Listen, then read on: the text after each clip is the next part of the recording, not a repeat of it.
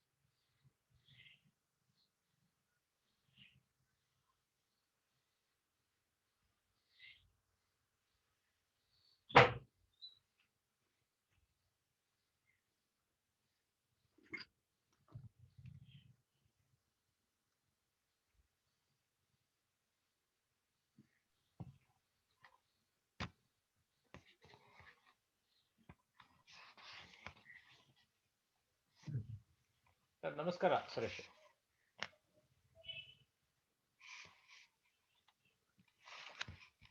Sir ನಮಸ್ತೆ. ನಮಸ್ತೆ. ಸ್ವಲ್ಪ ತಡ ಆಯ್ತು ಅಲ್ಲಿ ಬಿಟ್ಟಿದ್ದು. ತೊಂದರೆ ಇಲ್ಲ. ಇನ್ನು ಉಳಿದವರು ಬರ್ಬೋದಾ?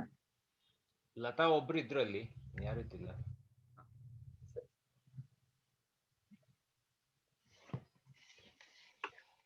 ತತ್ಪುರುಷಃ ಪ್ರಾಯಃ ಉತ್ತರ ಪದಾರ್ಥ ಪ್ರಧಾನಃ ತತ್ಪುರುಷಃ ಸಾಮಾನ್ಯಃ ಕರ್ಮಧಾರಯಃ ದ್ವಿಗುಃ ನೈ ಪ್ರವೃತ್ತಯಃ ಇತಿ.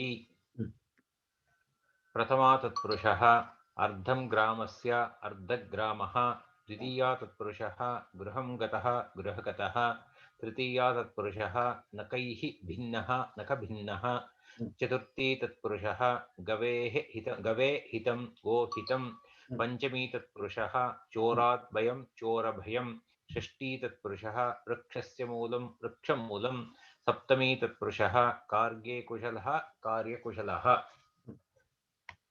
कर्मधारयः नवधा विशेषणपूर्वपदः नवधा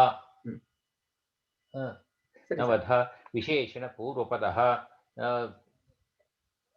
नीलो मेघः नीलमेघः, विशेषण उत्तरपदः वैयाकरणः कसूचिः वैयाकरणकसूचिः, विशेषणोभयपदः शीतम् उष्णं शीतोष्णम्, उपमानपूर्वपदः मेघः इव श्यामः मेघश्यामः, उपमान उत्तरपदः नरः व्याघ्रः इव नरव्याघ्रः, अवधारणापूर्वपदः विद्या एव धनं विद्याधनं, संभावनापूर्वपदः आम्रः इति वृक्षः आम्रवृक्षः, मध्यमपदलोपः शाकप्रियः पार्थिवः शाकपार्थिवः, मयूरव्यं सखादी अन्ये अन्यो देशः देशान्तरम्. सर ಅಲ್ಲಿ ಅವಧಾರಣಾ ಪೂರ್ವಪದಃ ಒಂದ್ಸಲ ಓದ್ತೀರಾ? ಅವಧಾರಣಾ ಪೂರ್ವಪದಃ ವಿದ್ಯಾ ಏವ ಧನಂ ವಿದ್ಯಾಧನಂ. ವಿದ್ಯಾ ಅಲ್ಪಪ್ರಾಣ ಸರ್. ಕರೆಕ್ಟ್. ವಿದ್ಯಾ ಏವ ಧನಂ ವಿದ್ಯಾಧನಂ. ಸರಿ ಕರೆಕ್ಟ್. ದ್ವಿಗುಃ ತ್ರಿಧಾ ಸಮಾಹಾರ ದ್ವಿಗುಃ ತ್ರಯಾಣಾಂ ಲೋಕಾನಾಂ ಸಮಾಹಾರಃ ತ್ರಿಲೋಕಿ ತದ್ದಿದಾರ್ಥದ್ವಿಗುಃ ಷಣ್ಣಾಂ ಮಾತॄಣಾಂ ಅಪತ್ಯಂ ಷಾಣ್ಮಾತುರಃ ಉತ್ತರಪದದ್ವಿಗುಃ ಪಂಚಗಾವಃ ಧನಂ ಯಸ್ಯ ಸಹ ಪಂಚಗವಧನಃ ನೈ ಪ್ರವೃತ್ತಯಃ ಪಂಚ ನೈ ಸಮಾಸಃ ನ ಧರ್ಮಃ ಅಧರ್ಮಃ ಕುಸಮಾಸಃ ಕುತ್ಸಿತಃ ಪುರುಷಃ ಕುಪುರುಷಃ ಗತಿಸಮಾಸಃ ಅಶುಕ್ಲಂ ಶುಕ್ಲಂ ಕೃತ್ವಾ ಶುಕ್ಲೀಕೃತ್ಯ ಪ್ರಾದಿಪ ಸಮಾಸಃ ಪ್ರಗತಃ ಆಚಾರ್ಯಃ ಪ್ರಾಚಾರ್ಯಃ ಅತಿಕ್ರಾಂತಃ ದೇವಂ ಅತಿದೇವಃ ನಿಷ್ಕಾಂತಃ ವಾರಣಸ್ಯಾಃ ನಿರ್ವಾರಣಸಿಃ उपपद समासः कुंभं करोति इति कुंभकारः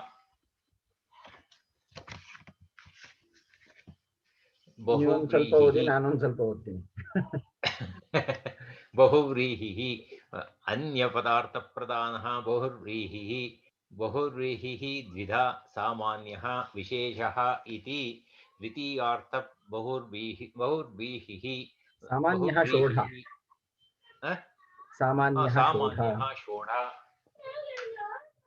सामान्यः षोडा द्वितीयार्थ द्वितीयार्थ बहुव्रीहिः प्राप्तम् उदकं यं सः प्राप्तोदकः ग्रामः तृतीयार्थ बहुव्रीहिः पीतं क्षीरं येन सः पीतक्षीरः बालः चतुर्थ्यर्थ बहुव्रीहिः दत्तः पशुः यस्मै सः दत्तपशुः रुद्रः पंचम्यर्थ बहुव्रीहिः उद्धृतं जलं यस्मात् सः उद्धृतजलः कूपः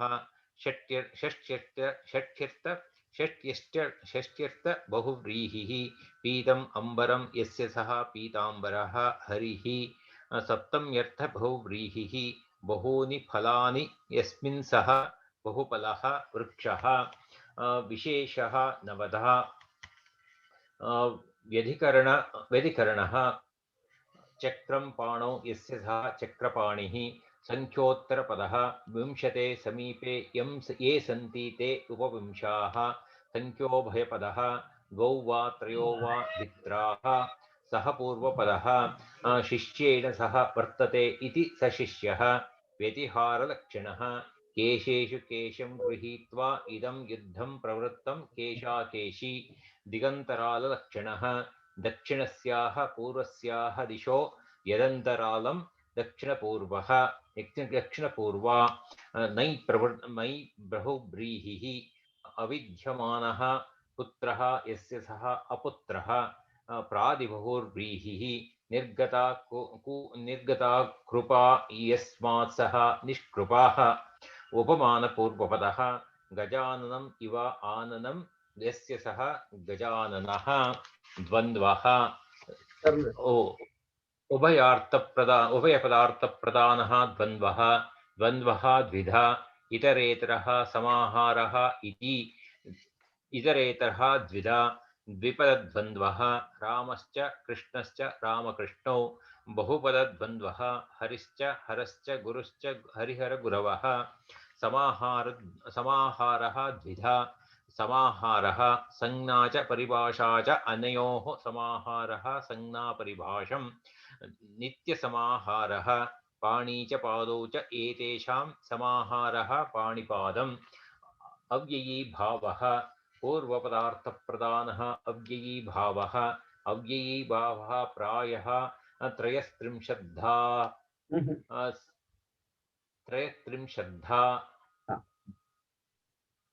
समीपार्थकः कृष्णस्य समीपम् उपकृष्णम् अभावार्थकः मक्षिकाणाम् अभावः निर्मक्षिकं योग्यदार्थकः रूपस्य योग्यम् अनुरूपं वीप्सार्थकः दिनं दिनं प्रति प्रतिदिनं पदार्थ अनतिवृत्त्यार्थकः पदार्थान्यति अनतिवृत्त्यार्थकः शक्तिं पदार्थ अनतिवृत्त्यर्थकः शक्तिं अनतिक्रम्य यथाशक्ति मर्यादार्थकः आमुक्ति संसारः अभिविद्यार्थकः आबालेभ्यः आबालं हरिभक्तिः अभिमुक्त्यार्थकः अग्निम् अभ्यग्नि मात्रार्थकः शाकस्य देशः शाकप्रति अवधारणार्थकः यावन्तः श्लोकाः यावच्छ्लोकम् अच्युतप्रणामाः पारे शब्दयुक्तः पारे समुद्रस्य पारे समुद्रं मध्ये शब्दयुक्तः मध्ये गंगायाः मध्ये गंगम ಇವತ್ತು ಕೊನೆಯ ಒಂದು ತರಗತಿ ಈ ಸಮಾಸ ಈ ಪುಸ್ತಕಕ್ಕೆ ಸಂಬಂಧಪಟ್ಟಂತೆ ಅದರಲ್ಲಿ ನೀವು ಪೂರ್ಣ ಓದ್ಬಿಟ್ಟಿದ್ದೀರಿ. ಧನ್ಯವಾದಗಳು. ನಾವೀಗ ಮುಂದುವರಿಯೋಣ ಸರ್. ಪೇಜ್ ನಂಬರ್ 59ಕ್ಕೆ ಮುಂದೆ ಹೋಗೋಣ. ಹೋಗೋಣ.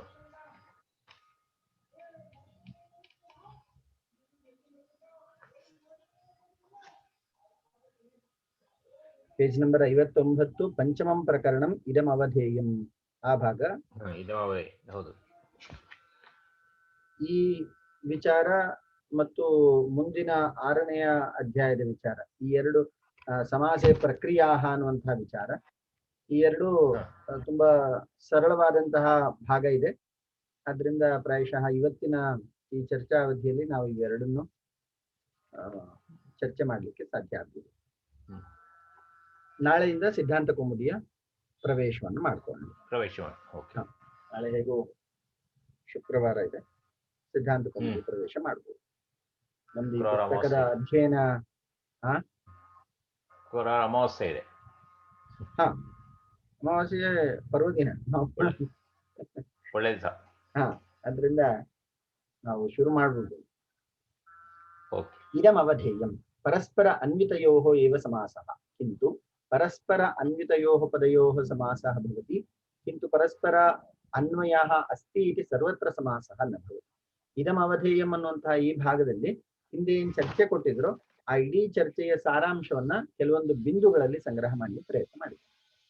ಸರ್ವತ್ರ ನ ಭವತಿ ಯಥಾ ಗ್ರಾಮಂ ಗತವಾನ್ ಅತ್ರ ಪರಸ್ಪರ ಅನ್ವಯಃ ಅಸ್ತಿ ತಥಾಪಿ ಸಮಾಸಃ ನ ಭವತಿ. ಗ್ರಾಮ ಗತವಾನ್ ಇತಿ ಅಸಾಧುರೇವ समास विधायकस्य सूत्रस्य अभावः अत्र कारणम्.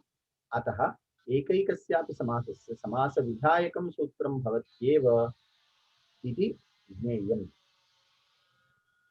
ಈಗ ಮೊದಲನೇ ನಿಯಮ ಸಮಾಸದ್ದು ಪರಸ್ಪರ ಅನ್ವಿತಯೋಃ ಏವ ಸಮಾಸಃ.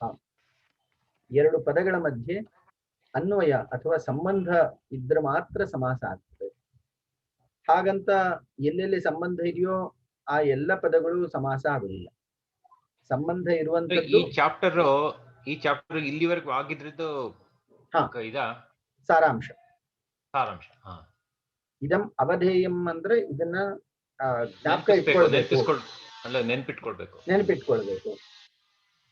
ಈ ಇಡೀ ಒಂದು 58 ಪೇಜಲ್ಲಿ ಏನ್ ಹೇಳಿದ್ರು ಅದನ್ನ ಒಂದು 3-4 ಪೇಜಲ್ಲಿ ಸಾರಾಂಶ ಹೇಳಲಿಕ್ಕೆ ಹೊರಟಿದ್ದಾರೆ. ಸಮ್ಮರಿ. ಯಾಕಂದ್ರೆ ಈ ಸಾರಾಂಶ ಗ್ರಹಣೆ ಆದ್ರೂ ನಮಗೆ ಅನೇಕ ವಿಚಾರದಲ್ಲಿ ಅಲ್ಲ ಏನಾಗಿದೆ ಗೊತ್ತಾ, ವ್ಯಾಕರಣ ಅಂದ್ರೆ ಮೊದ್ಲೇ ಹೋಗೋದಿಲ್ಲ. ಈಗಂತೂ ಎಲ್ಲೋ ಹಾರಾಡ್ತಿರುತ್ತೆ, ಅಲ್ಲ ಎಲ್ಲೋ ಹಾರಾಡ್ತಿರ್ತದೆ, ಗಾಳಿಯೊಳಗೆ ಹೋಗ್ತಾ ಇರುತ್ತೆ. ಅದಕ್ಕೆ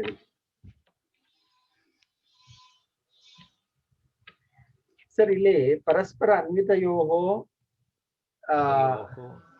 ಏವ ಸಮಾಸಃ, ಎರಡು ಪದಗಳ ಮಧ್ಯೆ ಅನ್ವಯ ಅಥವಾ ಸಂಬಂಧ ಇದ್ರಲ್ಲಿ ಸಮಾಸ ಆಗ್ತದೆ ಅಂತ ಹೇಳ್ತಿದ್ದಾರೆ. ಆದ್ರೆ ಎಲ್ಲ ಕಡೆ ಆ ಸಮಾಸ ಆಗುವಂತಹ ವಿಧಾಯಕ ಸೂತ್ರ ಏನಿದೆಯೋ ಆ ವಿಧಾಯಕ ಸೂತ್ರ ಇದ್ದಾಗ ಮಾತ್ರ ಸಮಾಸ ಆಗ್ತದೆ ಅನ್ನುವಂತಹ ಇನ್ನೊಂದು ಅಂಶವನ್ನು ಇಲ್ಲಿ ಹೇಳ್ತಾ ಇದ್ದಾರೆ. ಉದಾಹರಣೆ ಗ್ರಾಮಗತವಾನ್, ಇದು ಪ್ರತ್ಯುದಾಹರಣೆ ಅಂತ ಕರೀತಾರೆ. ಪ್ರತ್ಯುದಾಹರಣೆ ಅಂದ್ರೆ ಇಲ್ಲಿ ಹೇಳಿರುವಂತಹ ನಿಯಮಕ್ಕೆ ವಿರುದ್ಧವಾದಂತಹ ಉದಾಹರಣೆ. ಪರಸ್ಪರ ಅನ್ವಿತಯೋಃ ಏವ ಸಮಾಸಃ, ಈ ಪ್ರತ್ಯುದಾಹರಣೆಯಲ್ಲಿ ಅನ್ವಯ ಇದ್ರೂ ಕೂಡ ಅಲ್ಲಿ ಸಮಾಸ ಆಗುವುದಿಲ್ಲ ಅಂತ ಹೇಳಲಿಕ್ಕೆ ಈ ಒಂದು ಉದಾಹರಣೆಯನ್ನು ಹೇಳ್ತಾರೆ.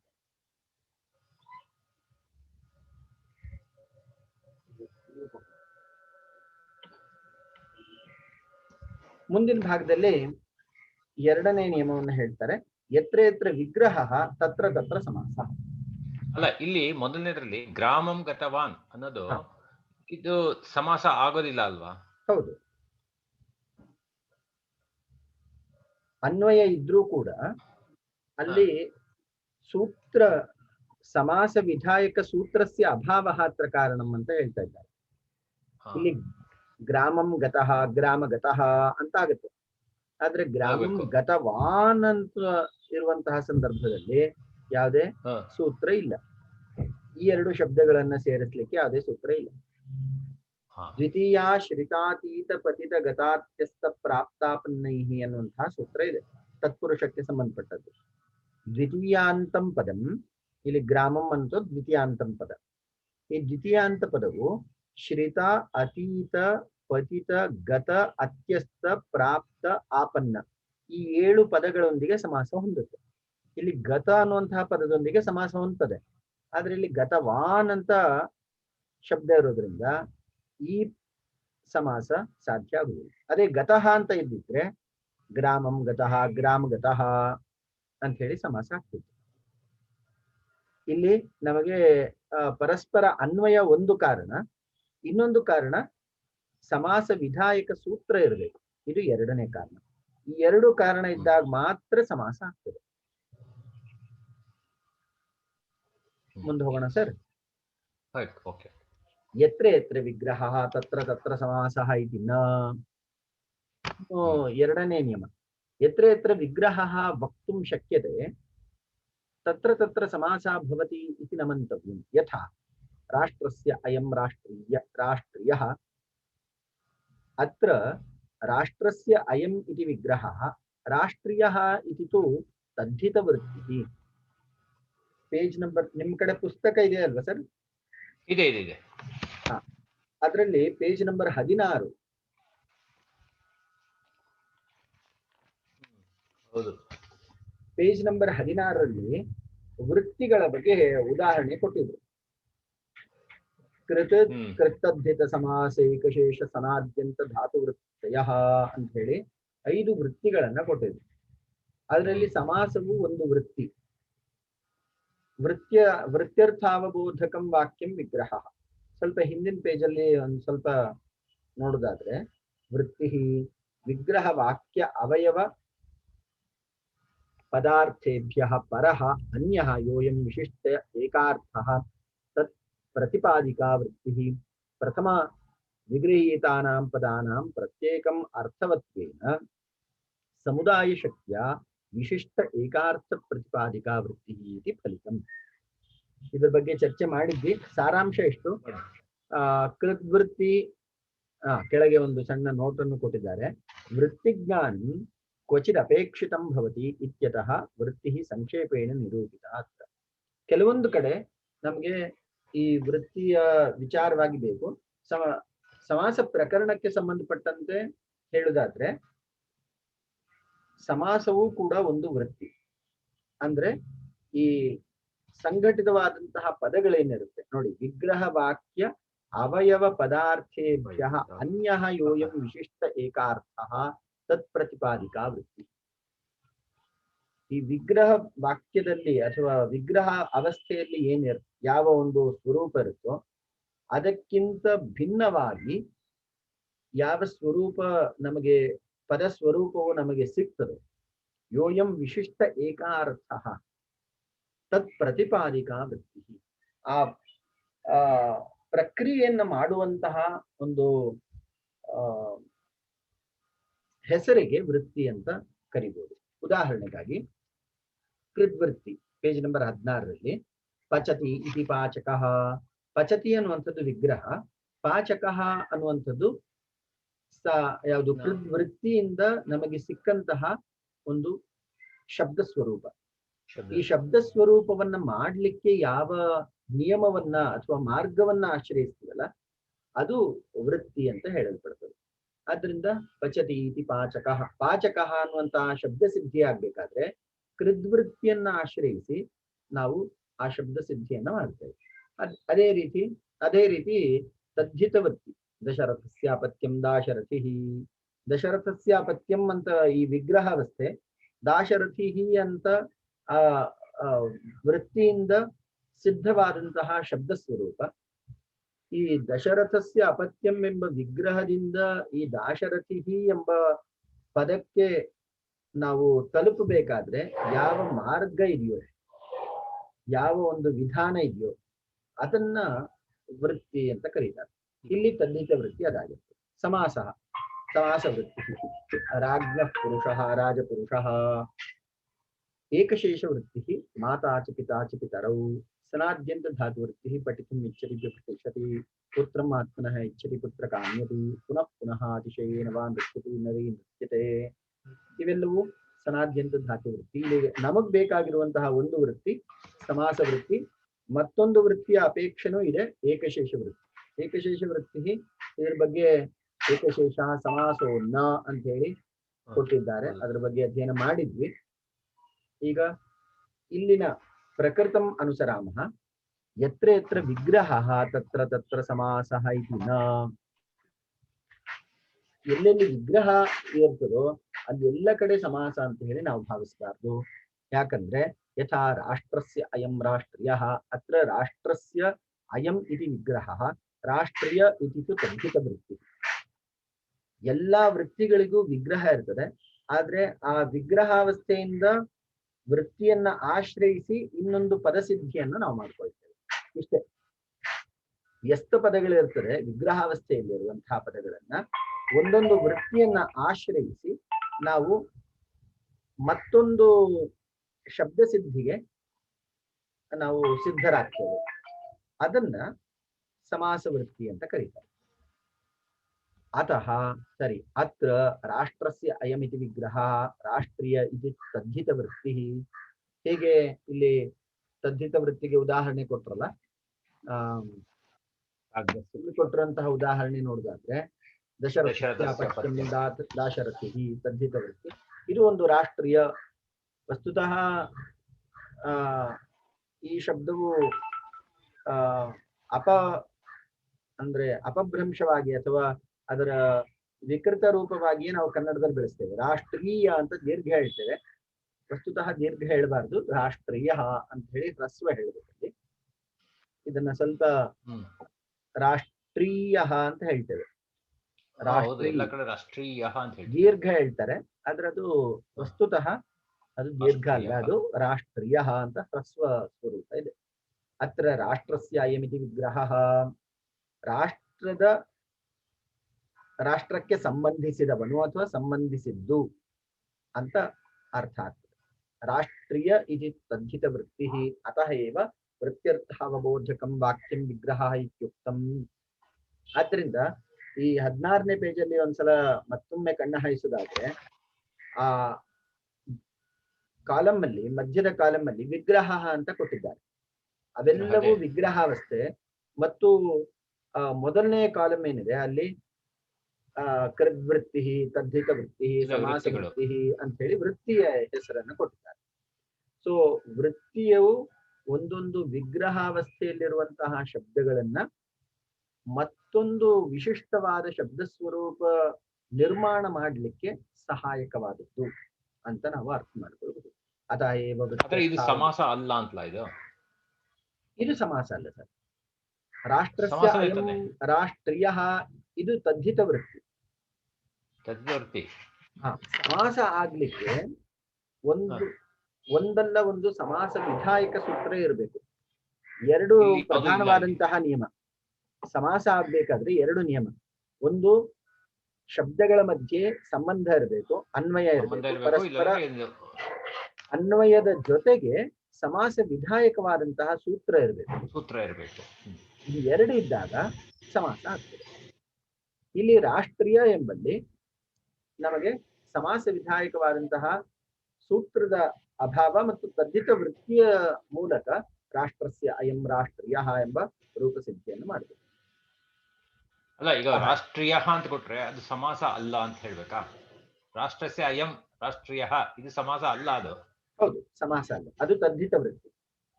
ತದ್ಧಿತ ವೃತ್ತಿ ಅಷ್ಟೇ.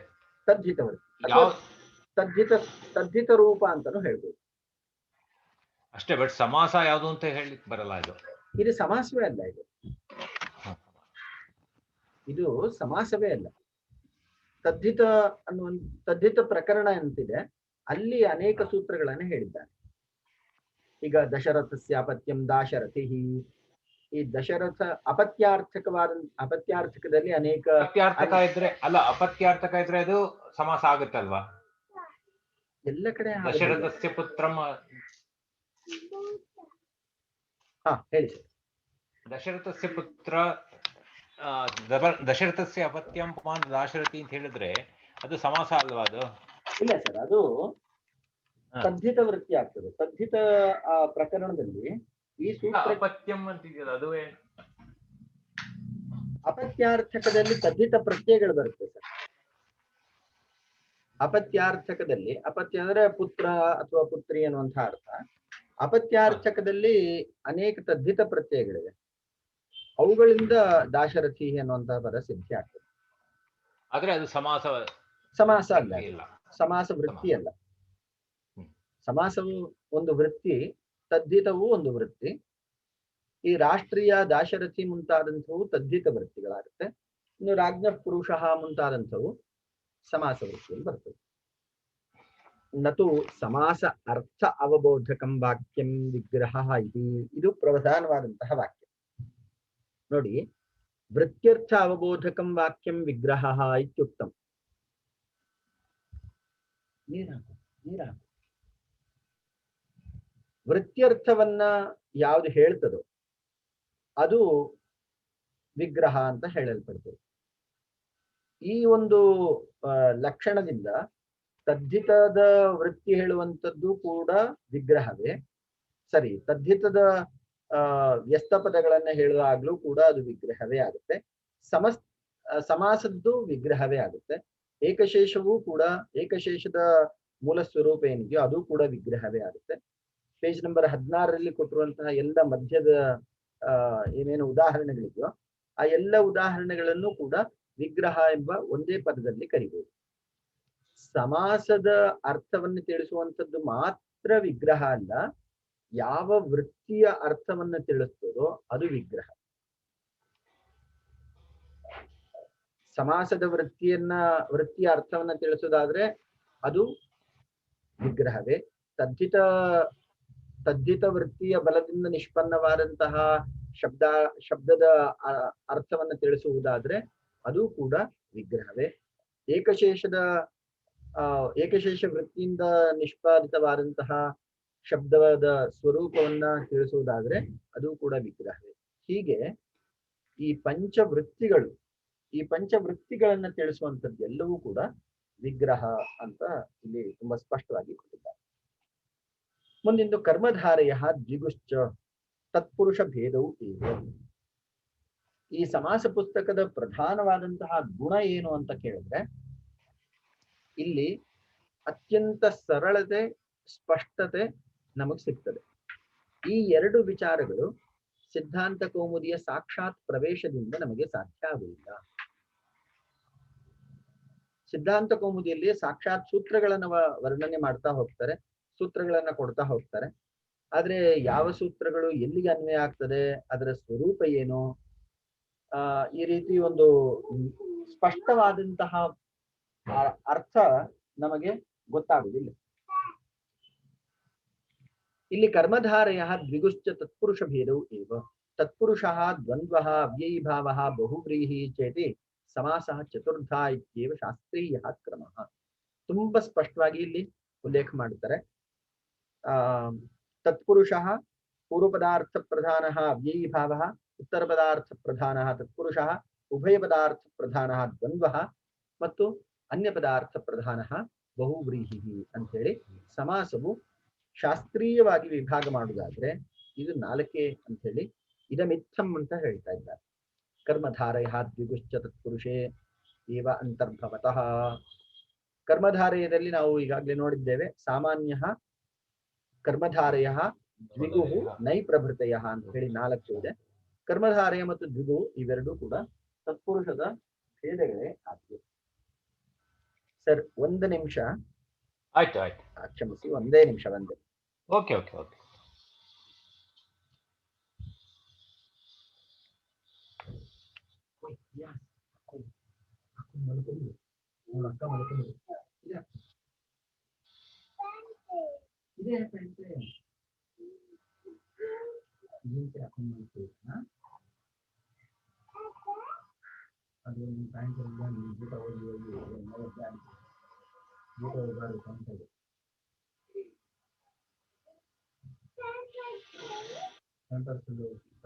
ಹಾಕಲಿಲ್ಲ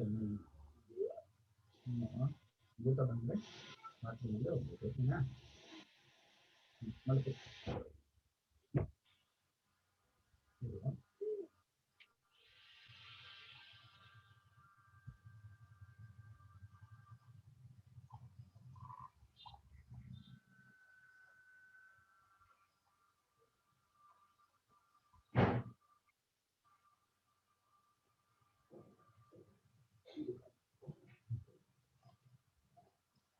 ಮಲ್ಕೊ.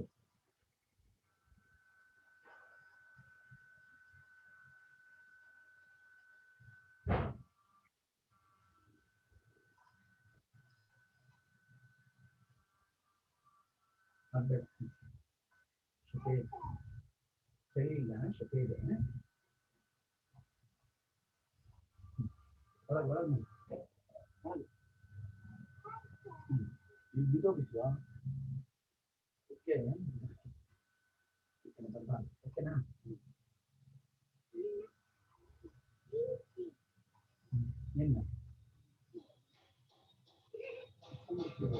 ಆಮೇಲೆ ಕೊಡ್ತೀನಿ.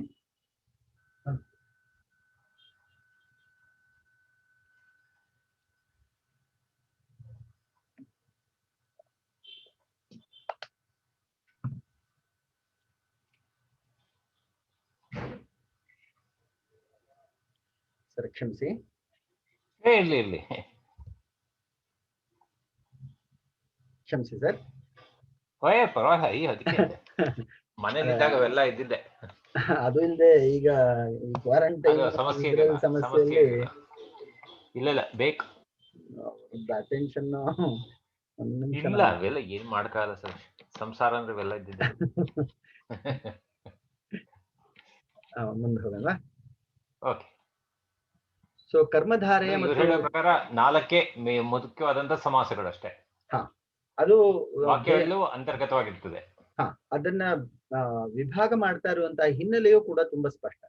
ಪೂರ್ವ ಪದಾರ್ಥ ಪ್ರಧಾನವಿದ್ರೆ ಅದು ಅವ್ಯಯಿ ಭಾವ, ಉತ್ತರ ಪದಾರ್ಥ ಪ್ರಧಾನ ಇದ್ರೆ ತತ್ಪುರುಷ, ಉಭಯ ಪದಾರ್ಥ ಇದ್ರೆ ದ್ವಂದ್ವ, ಅನ್ಯ ಪದಾರ್ಥ ಇದ್ರೆ ಬಹುವ್ರೀಹಿ. ಈ ಹಿನ್ನೆಲೆಯಲ್ಲಿ ತುಂಬಾ ಸ್ಪಷ್ಟವಾಗಿ ಈ ವಿಭಾಗವನ್ನ ಕೊಟ್ಟಿದ್ದಾರೆ. ಇದರಲ್ಲಿ ಉಳಿದಂತಹ ಕರ್ಮಧಾರೆಯ ಮತ್ತು ದ್ವಿಗು ಉತ್ತರ ಪದಾರ್ಥ ಪ್ರಧಾನ ಇರೋದ್ರಿಂದ ಕರ್ಮಧಾರೆಯ ಮತ್ತು ದ್ವಿಗುವನ್ನ ಈ ತತ್ಪುರುಷದಲ್ಲೇ ಯೋಜನೆ ಮಾಡಿದೆ.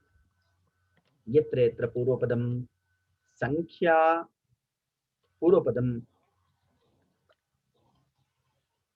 ಸಂಖ್ಯಾ ಸಂಖ್ಯಾ ಅಂತ ಇದೆಯಾ? ಸಂಖ್ಯಾ ಅಂತ ಇದೆ. ಯತ್ರ ಯತ್ರ ಪೂರ್ವಪದಂ ಸಂಖ್ಯಾ ತತ್ರ ತತ್ರ ದ್ವಿಗು. ಸಂಖ್ಯಾ ಅಂತ ಇದೆ, ಸಂಖ್ಯಾ ಅಂತಾನೆ ಇದೆ ಇಲ್ಲೂ ಹಾಗೆ. ಸಂಖ್ಯಾ ಅಂತ ಇದೆ ಎರಡನಿಗೆಲ್ಲ, ಸಂಖ್ಯಾಪೂರ್ವ. ಸಂಖ್ಯಾಪೂರ್ವೋ ದ್ವಿಗುಹು ಅಂತ ಹೇಳಿ ಸೂತ್ರ, ಪಾಣಿನಿಯ ಸೂತ್ರವೇ ಹೀಗೆ ಇದೆ. ಸಂಖ್ಯಾಪೂರ್ವ ದ್ವಿಗು ಕಿಂತು ಸಂಖ್ಯಾಪೂರ್ವಕಃ ಸಮಾಸಃ ಸರ್ವೋಪಿ ನ ದ್ವಿಗು ಯಥಾ ಪಂಚಪುತ್ರಃ ಪಾಂಡುಃ ಏಷಃ ಬಹುವ್ರೀಹಿ. ಪಂಚ ಅನೇಕವದ್ ಭಾವಿ ದ್ವಿಗುಃ ಇತಿ ನಾಸ್ತಿ. ಇನ್ನು ಕೆಲವೊಬ್ರು ಅನೇಕವದ್ಭಾವಿ ದ್ವಿಗುಹು ಅಂತ ಹೇಳಿ ಪ್ರಯೋಗ ಮಾಡ್ತಾರೆ, ಆದ್ರೆ ಇದು ಅಪಾಣಿನೀಯ ಪ್ರಯೋಗ ಅಂತ ಹೇಳಿ ಇದನ್ನ ನಿರಾಕರಣೆ ಮಾಡ್ತಾರೆ. ಸಪ್ತರ್ಷಯ ಇತಿತು ಕರ್ಮಧಾರಯ. ಸಪ್ತರ್ಷಯ ಅನ್ನುವಂಥ ಇದರಲ್ಲಿ ಆ ಸಮೂಹಕ್ಕೆ ಆ ಹೆಸರಿದ್ರೆ, ಪ್ರಾಯಶಃ ನವರಾತ್ರಿ ಅನ್ನೋದು ಇದಕ್ಕೆ ಆ ಸಮೂಹವಾಚಕವಾದಂತಹ ಸಂಜ್ಞೆ ಇದ್ದರೆ ಅಲ್ಲಿ ನಮಗೆ ಇದೇ ಬರ್ತದೆ. ನವಾನಾಂ ರಾತ್ರಾಣಾಂ ನವರಾತ್ರಂ ಇತ್ತದು. ನವಾನಾಂ ರಾತ್ರೀಣಾಂ ಸಮಾಹಾರಃ. ಸಮಾಹಾರದಲ್ಲಿ ಆದ್ರೆ ನವಾನಾಂ ರಾತ್ರೀಣಾಂ ಸಮಾಹಾರಃ ನವರಾತ್ರಂ ಅಂತ ಮಾಡಬಹುದು. ಆದ್ರೆ ನವರಾತ್ರಿ ಸಮಾಸ ಆಗೋದಿಲ್ಲ. ಹಾಗಾದ್ರೆ ನವರಾತ್ರಿ ಅಂತ ಆಗ್ಬೇಕು. ಆದ್ರೆ ಇಲ್ಲಿ ಸಪ್ತಋಷಿಗೆ ಸಂಬಂಧಪಟ್ಟಂತಹ ಉದಾಹರಣೆ ಯಾವ ಪೇಜಲ್ಲಿ ಬಂತು ಅಂತ ಒಂದ್ಸಲ ನೋಡ್ತಾ ಇದ್ದೇನೆ. ಸಪ್ತಋಷಯ ಇತ್ತೀಚೆಗೆ ಓದಿದ್ದೆ.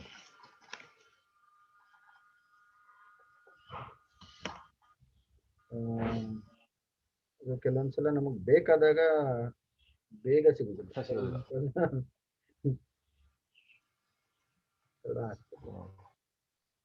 ಅಲ್ಲಿ ಸಮೂಹಕ್ಕೆ ಒಂದು ಹೆಸರಿದ್ರೆ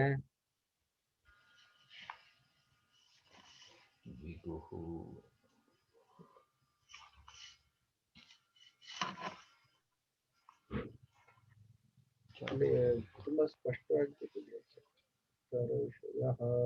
ಋಕಪೂರಬ್ಧೂ ಪತಾಮಾನಕ್ಷೆ ಅನ್ನುವಂತಹ ಸೂತ್ರ ಬರ್ತದೆ. ಅದು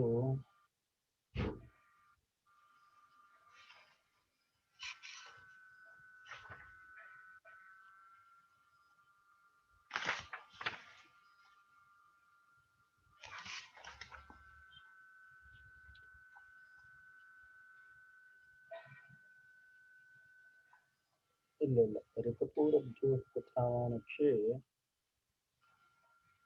ಇದಕ್ಕೆ ಬರುವುದಿಲ್ಲ.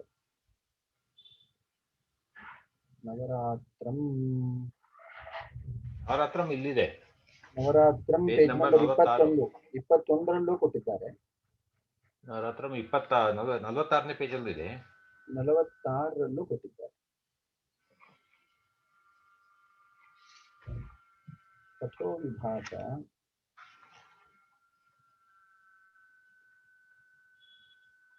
ನವರಾತ್ರಂ ತ್ರಿರಾತ್ರಂ ಇದು ಸಪ್ತರ್ಷಯ ಅನ್ನುವಂಥದ್ದು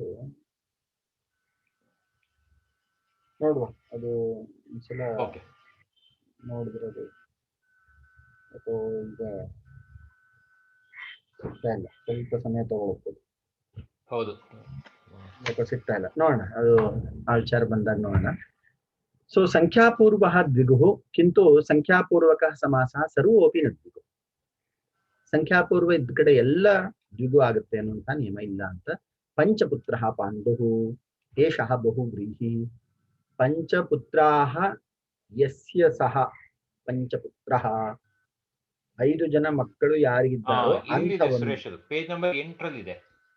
8 ಸಂಖ್ಯಾ ವಿಶೇಷಣ ಪೂರ್ವಪದಾರ್ಥ ಕರ್ಮಧಾರಯಸ್ಯ ಸಪ್ತರ್ಷಯಃ ಅಂತಿದೆಯಾ? ಸಪ್ತರ್ಷಯಃ ಯಥಾ ಸಪ್ತರ್ಷಯಃ ಸಪ್ತರ್ಷಯಃ ಪೇಜ್ ನಂಬರ್ 8. ಹೌದೌದೌದು. ಸಂಖ್ಯಾಪೂರ್ವಪದ ಕರ್ಮಧಾರಯ ಸಂಜ್ಞಾಯಾಮೇವ ಭವತಿ. ಇಲ್ಲಿ ಇದನ್ನ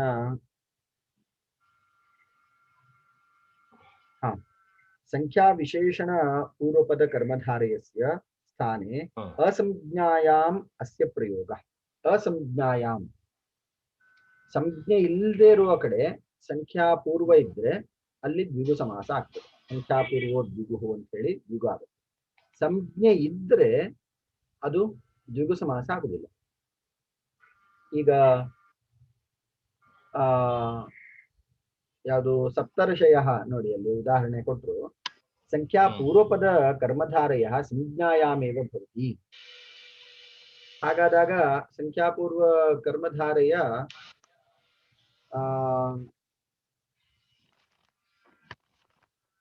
ಯಥಾ ಸಪ್ತರ್ಷಯಃ ಉದಾಹರಣೆ ಇದೆ. ಸಪ್ತರ್ಷೀಣಾಂ ಯಂ ಸಂಜ್ಞಾ ವಿಶೇಷಣ ಪೂರ್ವಪದಃ ಕರ್ಮಧಾರಯಃ ಯಂ ವಿಶೇಷಣ ಪೂರ್ವಪದಃ ನೀಲೋ ಮೇಘ ನೀಲಮೇಘಃ. ಆ ಥರನೇ ಇದು ಅಂತ ಹೇಳ್ತಾ ಇದ್ದಾರೆ. ಹಾಗಾದಾಗ ನವರಾತ್ರಯಃ ನವರಾತ್ರಿ ಅಂತ ಆಗುತ್ತೆ. ಯಾಕಂದ್ರೆ ಈ ನವರಾತ್ರಿ ಅನ್ನುವಂಥದ್ದು ಸಂಜ್ಞಾ. ಆ ಇಡೀ ಸಮೂಹಕ್ಕೆ ಒಂದು ಸಂಜ್ಞಾ ಇದೆ. ಆದ್ರಿಂದ ಇದು ನವರಾತ್ರಿ ಅಂತ ಆಗ್ಬೇಕಾದ್ರೆ ಅಲ್ಲಿ ವಿಶೇಷಣ ಪೂರ್ವ ಪದವನ್ನ ನಾವು ಜೋಡಿಸ್ಕೊಳ್ಬೇಕಾಗ್ತದೆ. ಅನೇಕವದ್ಭಾವಿ ದ್ವಿಗು ಅಯಂ ಇತಿ ಕ್ವಚಿನ್ ಲಿಖ್ಯತೆ ತತ್ವ ಅಪಾಣಿನೀಯಂ. ಇಲ್ಲೂ ಕೊಟ್ಟರು ಇದೇ ಅಂಶವನ್ನೇ ಇಲ್ಲಿ ಪರಾಮರ್ಶೆ ಮಾಡ್ತಾ ಇದ್ದಾರೆ. ತಾದೃಶ ದ್ವಿಗೋಹ ಅಸಂಭವಾತ್. ಅನೇಕವದ್ಭಾವಿ ದ್ವಿಗು ಅಂತ ಏನು ಪ್ರಯೋಗ ಮಾಡುತ್ತಾರೆ, ಆ ರೀತಿಯ ಕೆಲವೊಂದು ಪ್ರಯೋಗಗಳು ಶಾಸ್ತ್ರೀಯ ಪ್ರಯೋಗ ಅಲ್ಲ. ಅಂದ್ರೆ ಪಾಣಿನಿಯ ವ್ಯಾಕರಣ ಶಾಸ್ತ್ರದ ಒಂದು ನಿಯಮದಲ್ಲಿ ಈ ರೀತಿಯ ಪ್ರಯೋಗ ಇಲ್ಲ. ಸಪ್ತರ್ಷಯ ಇತಿತು ಕರ್ಮಧಾರಯ. ಈ ಸಪ್ತರ್ಷಯ ಅನ್ನುವಂತಹ ಪ್ರಯೋಗ ಏನಿದೆ ಇದು ಪೂರ್ವಪದ ವಿಶೇಷಣ ಕರ್ಮಧಾರಯದಲ್ಲಿ ಬರ್ತದೆ. ಸಪ್ತ ಅನ್ನುವಂಥದ್ದು ಋಷಿಗಳಿಗೆ ವಿಶೇಷಣವಾದಂತಹ ಸಪ್ತ ಅನ್ನುವಂತಹ ಸಂಜ್ಞಾ ಏನು ಸಂಖ್ಯಾಸೂಚಕವಾದಂತಹ ಶಬ್ದ. ಆದ್ದರಿಂದ ಕರ್ಮಧಾರಯಕ್ಕೆ ಅದನ್ನ ಜೋಡಿಸ್ಬೇಕು ಅಂತ ಹೇಳಿ ನಿಯಮವನ್ನು ಹೇಳ್ತಾ ಇದ್ದಾರೆ. ಇದು 4ನೇ ನಿಯಮ. ಸುಬಂತಯೋರೇವ ಸಮಾಸಃ 5ನೇ ನಿಯಮ. ಪ್ರಾಯಶಃ ಝೂಮ್ ಅವರು ಇಬ್ರು ಮೀಟಿಂಗ್ ಇದ್ರೆ 40 ನಿಮಿಷದ ಈ ಟೈಮಿಂಗ್ಸ್ ಅನ್ನ ಇಟ್ಟಿಲ್ಲ ಅಂತ ಕಾಣುತ್ತೆ. ಹೆಚ್ಚಿನ ಜನ 3 ಅಥವಾ ಅದಕ್ಕಿಂತ ಹೆಚ್ಚಿನ ಜನ ಇದ್ದಾಗ 40 ನಿಮಿಷಕ್ಕೆ ಅದು ಕಟ್ ಆಗ್ತದೆ. ನಾನು ಅದೇ ಯೋಚನೆ ಮಾಡ್ತಿದ್ದೆ, ಇನ್ನು 40 ನಿಮಿಷ ಆಗ್ಲಿಲ್ವಾ ಅಂತ. ಅದು ಪ್ರಾಯಶಃ ಹಾಗೆ ಕಟ್ ಆದ್ಮೇಲೆ ಮತ್ತೆ ಹೋಗೋಣ. ಪ್ರಾಯಶಃ ಕಟ್ ಆಗುದಿಲ್ಲ. ಅದು ಈಗಾಗಲೇ 54 ನಿಮಿಷ ಆಯ್ತು. 54 ನಿಮಿಷ ಆಯ್ತು. ಸುಬಂತಯೋರೇವ ಸಮಾಸಃ ಕುಂಭಂ ಕರೋತಿ ಇತ್ಯಾದವು ಉಪಪದ ಸಮಾಸಸ್ಯ ವಿಗ್ರಹೇ ತಿಂಗಂತಂ ಶ್ರೂಯತೆ ನತು ಸಮಾಸೆ. ಅತಃ ಸುಬಂತ ತಿಂಗಂತಯೋಃ ನ ಸಮಾಸ. ಇದನ್ನ ಪ್ರಾಸ್ತಾವಿಕ ಅಂದ್ರೆ ಮೊದಲೆಲ್ಲ ಹೇಳಿದ್ನು. ಆರಂಭದಲ್ಲಿಯೇ ಹೇಳಿದ್ರು. ಸುಬಂತಯೋರೇವ ಸಮಾಸಃ ಭವತಿ. ತಿಗಂತದಲ್ಲಿ ಖಾದತ ಮೋದತ ಅಂತ ಹೇಳಿ ಕೆಲವೊಂದು ಸಮಾಸಗಳನ್ನು ಏನು ಅಪರೂಪವಾಗಿ ಒಂದೆರಡು ಉದಾಹರಣೆಗಳಿವೆ ಬಿಟ್ರೆ ಉಳಿದೆಲ್ಲ ಸಮಾಸಗಳು ಕೂಡ ಎರಡು ಸುಬಂತದೊಂದಿಗೆ ಸಮಾಸ ಆಗ್ತದೆ. ಈ ವಿಚಾರ ತುಂಬಾ ಸ್ಪಷ್ಟ ಇದೆ. ಮುಂದಿಂದು ಪ್ರಥಮಾಂತೇನ ಪ್ರಥಮಂ ವಿಗ್ರಹ ಕೂಪಪತಿತೇನ ಆಕೃಷ್ಯತಿ ಕೂಪಂ ಪತಿತಃ ಕೂಪಪತಿತಃ ತೇನ ಕೂಪಪತಿತೇನ ಇತ್ಯೇವಂ ವಿಗ್ರಹ ಪ್ರದರ್ಶನೀಯಃ ನತು ಕೂಪಂ ಪತಿತೇನ ಕೂಪಪತಿತೇನ ಸಮಾಸೇ ಕೃತೆ ಪ್ರಥಮಾಂತೇನ ಪ್ರಥಮಂ ಉಚ್ಚಾರಣೀಯಂ ಅನಂತರಂ ಇಷ್ಟಾ ವಿಭಕ್ತಿ ಯೋಜನೀಯ ಸರ್ವತ್ರ ಸಮಾಸೇ ಏಷಃ ಕ್ರಮಃ. ಇನ್ನು ಸಮಾಸದಲ್ಲಿ ಪ್ರಥಮಾಂತದೊಂದಿಗೆ ಪ್ರಥಮಾಂತವಾಗಿ ಮೊದಲು ನಾವು ಸಮಾಸ ಮಾಡ್ತೇವೆ. ನಂತರ ಆ ಸಮಾಸಕ್ಕೆ ನಮ್ಮ ಅಭೀಷ್ಟವಾದಂತಹ ಯಾವ ವಿಭಕ್ತಿ ಇದೆಯೋ ಆ ವಿಭಕ್ತಿಯನ್ನು ಜೋಡಿಸ್ತೇವೆ. ಉದಾಹರಣೆಗೆ ಇಲ್ಲಿ ಹೇಗೆ ಮಾಡಬೇಕು ಹೇಗೆ ಮಾಡಬಾರದು ಎರಡನ್ನೂ ಕೊಟ್ಟಿದ್ದಾರೆ. ಕೂಪಪತಿತೇನ ಆಕೃಷ್ಯತೆ. ಈ ಕೂಪಪತಿತೇನ ಅನ್ನುವಂಥದ್ದು ಸಮಾಸ. ಈ ಕೂಪಪತಿತೇನ ಅನ್ನುವಂತಹ ಸಮಾಸವನ್ನ ವಿಗ್ರಹ ಮಾಡಿದಾಗ ಕೂಪಂ ಪತಿತಃ ಕೂಪಪತಿತಃ ತೇನ ಕೂಪಪತಿತೇನ ಅಂತ ಮಾಡಬೇಕು. ಕೂಪಂ ಪತಿತಃ ದ್ವಿತೀಯ ಶ್ರಿತಾತೀತ ಪತಿತ ಗತಾತ್ಯಸ್ತ ಪ್ರಾಪ್ತಾಪನ್ನೈ ಅನ್ನುವಂತಹ ಸೂತ್ರ. ಇಲ್ಲಿ ಪತಿತ ಅನ್ನುವಂತಹ ಶಬ್ದವು ಕೂಪ ಅನ್ನುವಂತಹ ಶಬ್ದದೊಂದಿಗೆ ಸಮಾಸ ಹೊಂದಿದೆ. ಇಲ್ಲಿ ಗಮನಿಸಬೇಕಾದಂತಹ ಅಂಶ, ಕೂಪಂ ಅಂತ ದ್ವಿತೀಯ ವಿಭಕ್ತಿಯಲ್ಲೇ ಉಳ್ಕೊಳ್ಳುತ್ತೆ. ಆದ್ರೆ ಉತ್ತರ ಪದವು ಪ್ರಥಮಾಂತವಾಗಿ ಉಪಸ್ಥಿತವಾಗುತ್ತೆ. ಕೂಪಂ ಪತಿತಃ ಕೂಪಪತಿತಃ. ಇಲ್ಲಿ ಸಮಸ್ತ ಪದವೂ ಕೂಡ ಪ್ರಥಮಾಂತಕ್ಕೆ ಬರುತ್ತೆ. ಈ ಪ್ರಥಮ ವಿಭಕ್ತ್ಯಂತಕ್ಕೆ ಬಂದ ನಂತರ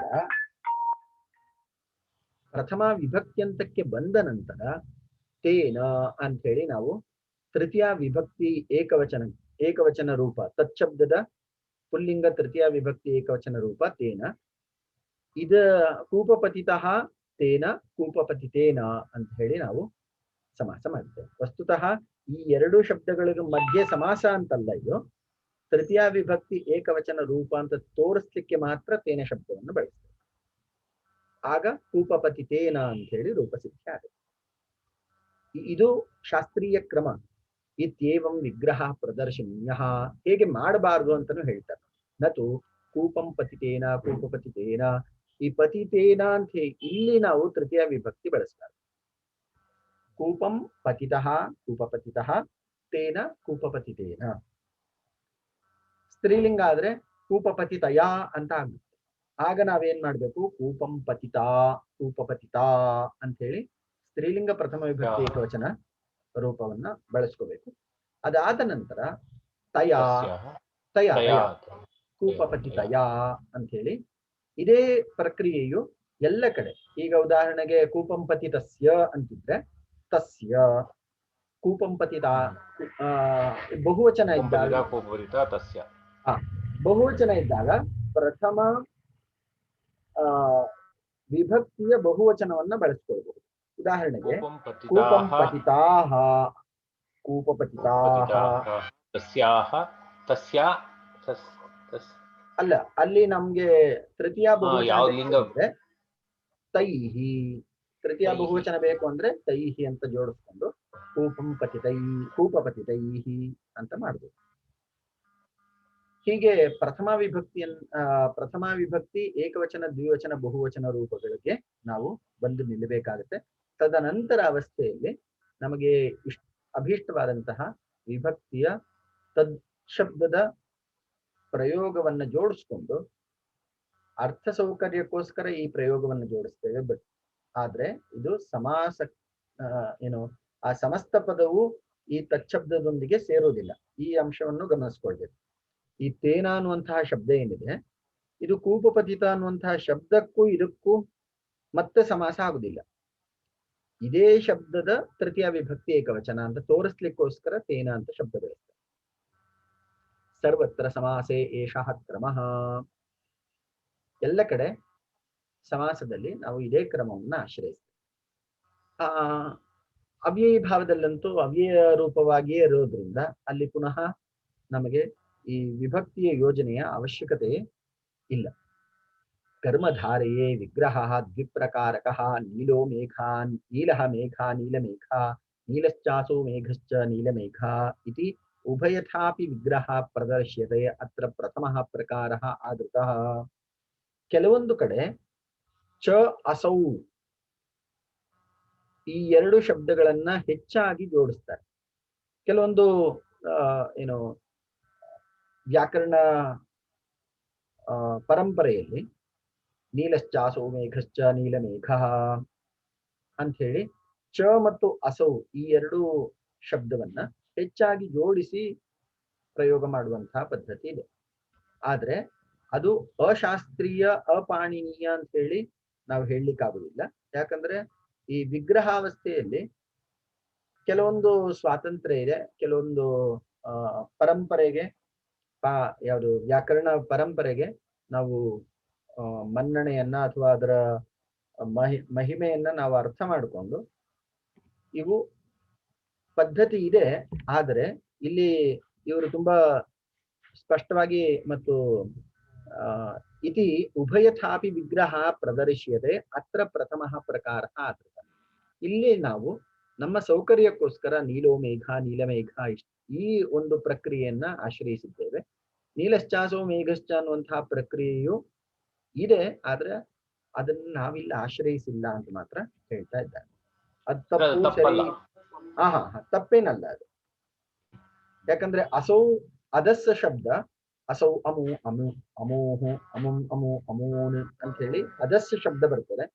ಆದ್ರೆ ನಮಗಿಲ್ಲಿ ಸಮಾಸ ಆಗುವಂಥದ್ದು ನೀಲ ಮತ್ತು ಮೇಘ ಈ ಎರಡು ಶಬ್ದಗಳು ಮಾತ್ರ ಸಮಾಸ ಆಗ್ತದೆ. ಚ ಮತ್ತು ಅಸೌ ಇಲ್ಲಿ ಪುನಃ ಚ ಈ ಮೂರು ಶಬ್ದಗಳು ಸಮಾಸದಲ್ಲಿ ಯಾವುದೇ ಸ್ಥಾನವನ್ನು ಹೊಂದಿರುವುದಿಲ್ಲ ಮತ್ತು ಅನವಶ್ಯಕವಾಗಿ ಅವು ನಮಗೆ ಅಸ್ಫುಟತೆಯನ್ನು ಉಂಟು ಮಾಡಿದ್ದಾರೆ. ಆದ್ರಿಂದ ಇಲ್ಲಿ ಗ್ರಂಥಕರ್ತರು ಪ್ರಥಮ ಒಂದು ಪದ್ಧತಿಯನ್ನೇ ಆಶ್ರಯಿಸಿದ್ದಾರೆ. ಮುಂದಿಂದು ಅವ್ಯಯೀ ಭಾವೆ ಪ್ರಾಯ ವಿಭಕ್ತಿ ಶ್ರವಣಂ ನ. ಅವ್ಯಯೀ ಭಾವ ಸಮಾಸೆ ಅಕಾರಾಂತಂ ಟಚ್ ಪ್ರತ್ಯಯಾಂಚ ವಿಹಾಯ ಯಥಾಶಕ್ತಿ ಪ್ರತಿವಧು ಆಕನ್ಯಾಕುಮಾರಿ ಪ್ರತಿಕಾರ್ಯಕರ್ತೃ ಇತ್ಯಾದಿ ವಿಭಕ್ತೇಃ ಶ್ರವಣಂ ನ ಭವತಿ. ಅತಃ ಯಥಾಶಕ್ತಿಃ ಇತಿ ಯಥಾಶಕ್ತಿಂ ಇತಿ ವಾ ನ ಪ್ರಯೋಕ್ತವ್ಯಂ. ನಮ್ಗೆ ಈಗಾಗಲೇ ಗೊತ್ತಿರೋ ಹಾಗೆ ಅವ್ಯಯೀ ಭಾವದಲ್ಲಿ ಹೆಚ್ಚಿನವು ಅವ್ಯಯ ರೂಪವನ್ನೇ ಹೊಂದುತ್ತೆ. ಅಲ್ಲಿ ಅಕಾರಾಂತಂ ಟಚ್ ಪ್ರತ್ಯಂಚ ವಿಹಾಯ ಅಂತ ಕೊಟ್ಟರು. ಅಕಾರಾಂತದಲ್ಲಿ ಮತ್ತು ಟಚ್ ಪ್ರತ್ಯಯ ಅಂತ ಪಡ್ಕೊಂಡಂತಹ ವಿಗ್ರಹದ ಸಮಸ್ತ ರೂಪದಲ್ಲಿ ಮಾತ್ರ ಈ ನಿಯಮ ಅನ್ವಯ ಆಗುವುದಿಲ್ಲ. ಉಳಿದಂತ ಎಲ್ಲ ಕಡೆ ಅದು ಅವ್ಯಯ ರೂಪವನ್ನೇ ಪಡ್ಕೊಳ್ತದೆ. ಪುನಃ ಅದಕ್ಕೆ ನಾವು ಯಾವುದೇ ವಿಭಕ್ತಿಯ ಯೋಜನೆ ಮಾಡುವ ಅವಶ್ಯಕತೆ ಇರುವುದಿಲ್ಲ. ವಿಧಾಯಕ ಸೂತ್ರಂ ಅಸ್ತಿ ಚೇದೇವ ಸಮಾಸ, ಇದು ಪ್ರಮುಖವಾದಂತಹ ವಿಚಾರ. ವಿಧಾಯಕ ಸೂತ್ರ, ಯಾವುದಾದ್ರೂ ಒಂದು ಸೂತ್ರವನ್ನ ಆಶ್ರಯಿಸಿನೇ ಸಮಾಸ ಮಾಡಬೇಕು ನಾವು. ಸೂತ್ರ ಇಲ್ಲದೆ ಇದ್ರೆ ಅಲ್ಲಿ ಯಾವುದೇ ಸಮಾಸ ಆಗುವುದಿಲ್ಲ. ಷಷ್ಠಿ ಎಂಬಲ್ಲಿ ಮಾತ್ರ ನಮಗೆ ಹೆಚ್ಚು ಸ್ವಾತಂತ್ರ್ಯ ಇದೆ. ಅದಕ್ಕೆ ಸಂಬಂಧಪಟ್ಟಂತೆ ಈ ಟಿಪ್ಪಣಿಯಲ್ಲೂ ನಮಗೆ ವಿಚಾರ ಸಿಗ್ತದೆ. ಗುರವೇ ದಕ್ಷಿಣ ಗುರುದಕ್ಷಿಣ ಇತಿ ವಿಗ್ರಹ ನ ಪ್ರದರ್ಶನೀಯ ಗುರೋಹ ದಕ್ಷಿಣ ಗುರುದಕ್ಷಿಣ ಇತಿ ಷಷ್ಠಿ ತತ್ಪುರುಷ ಏವ. ಈ ವಿಚಾರ ಹಿಂದೆ ಹೇಳಿದ್ರು. ಬಲಿಹಿತ ಸುಖರಕ್ಷಿತ ಶಬ್ದೈಃ ಸಹ ಏವ ಚತುರ್ಥ್ಯಂತಂ ಸಮಸ್ಯತೆ ನ ಅನ್ಯೈಃ ಶಬ್ದೈಃ ಕಿಂತು ಕುಂಡಲಾಯ ಹಿರಣ್ಯಂ ಕುಂಡಲ ಹಿರಣ್ಯಂ ಇತ್ಯಾದು ಪ್ರಕೃತಿ ವಿಕೃತಿ ಭಾವೆ ಬಾಲಕಾಯ ಅಯಂ ಬಾಲಕಾರ್ಥಃ ಇತ್ಯಾದು ಅರ್ಥಶಬ್ದೇನ ಚ ಸಮಾಸಃ ಭವತಿ.